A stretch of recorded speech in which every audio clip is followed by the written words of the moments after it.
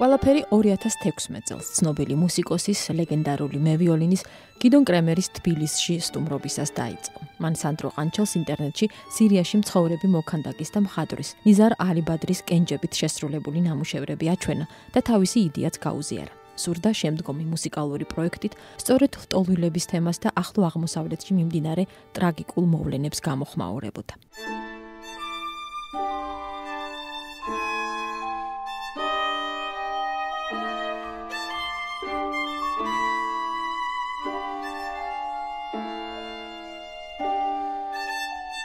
ეს ომი არ თავდება ამ ლტოლვილების ნაკადი და რაღაცნაირად ეს ემსგავსება პერმანენტულ რაღაცა უვადო კონფლიქტს და ომის ჩაუქრობელ კერას.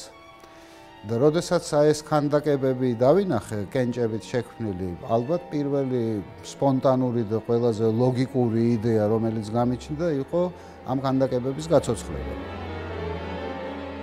ნიზარ ალიბადრის, რომელიც დღემდე სირიაში ცხოვრობს, ინტერნეტის და ინგლისურ ენაზე მოსაუბრე მისი მეგობრის საშუალებით დაუკავშირდნენ და ნამუშევრების გამოყენების უფლებას თხოვეს.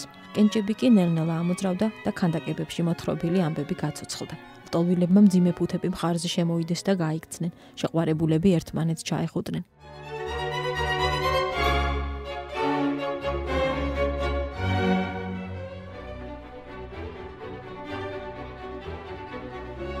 კრემერს გაცოცხლებული ქვების ამბები ისე მოეწონა, რომ გადაწყვიტეს 6 ამბისთვის ორკესტრის მიერ შესრულებული შუმანის 6 მოკლე პიესა დაეპირისპირებინათ, სახელწოდებით სურათები აღმოსავლეთიდან. პროექტსაც ასე უწოდეს. მერე მუსიკალური ფონიც შეირჩა. შტოკჰაუზენის რამდენიმე მელოდია მისი ცნობილი ციკლიდან ზოდიაქოს ნიშნები.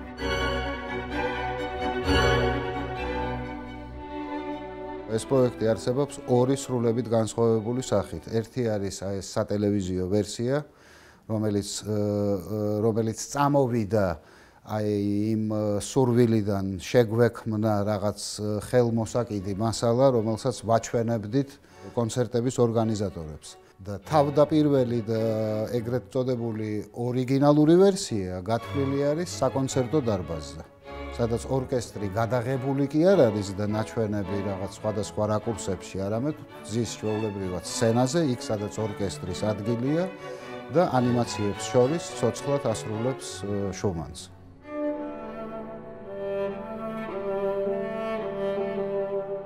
ოცდახუთწუთიანი ფილმის პრეზენტაცია პირველად შვეიცარიაში გაიმართა. თუმცა პრემიერაზე შვეიცარიის ფიზის უქონლობის გამო თავად ნიზარ ალიბადრი ვერ ჩავიდა. მას როგორც პოტენციურ ლტოლვილს ვიზაზე უარი უთხრეს. მაყურებელი დარბაზს ჩაფიქრებული და ცოტა სევდიანიც ტოვებდა. მუსიკას პლუს ანიმაციამ დიდი ამბავი მოგვითხრა.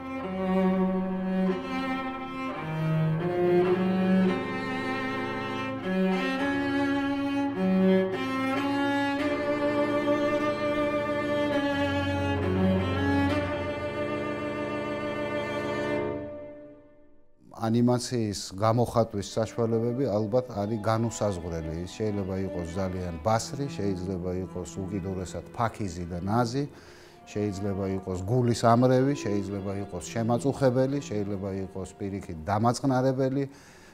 მე ლიმიტებს ანიმაციაში ვერ ვხედავ.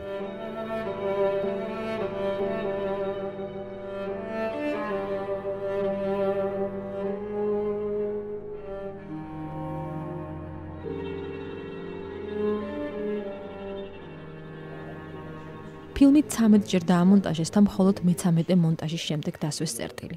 მხატვარ დიზაინერი ნინო ანდრიაშვილი დღეს იხსენებს, რომ ვერც წარმოიდგენდა თუ უბრალო კენჭების ამოძრავებას ასეთი ემოციური ამბების მოთხრობა შეეძლო.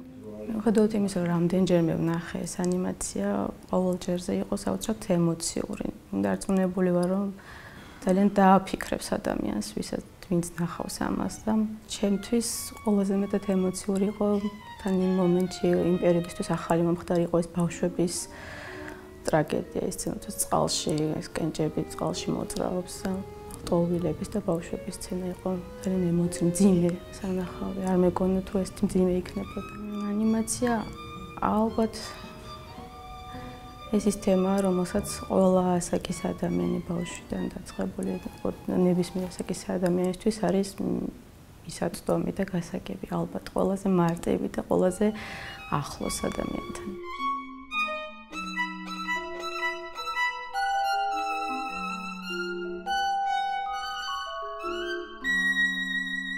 სურათები აღმოსავლეთიდან უკვე გაგზავნილია ტორონტოს, ინდიანაპოლისის, ლისაბონის კინოფესტივალებზე.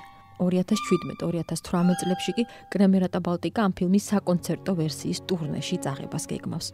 თბილისში გიდონ კრემერს დეკემბერში ელიან. ის საქართველოში კონსერვატორიის მოწვევით ჩამოდის და საახალწლო ფესტივალის ფარგლებში კონცერტს გამართავს. ფილმის პრემიერაც ქართველი მაყურებლისთვის ამ დროისთვის იგეგმება.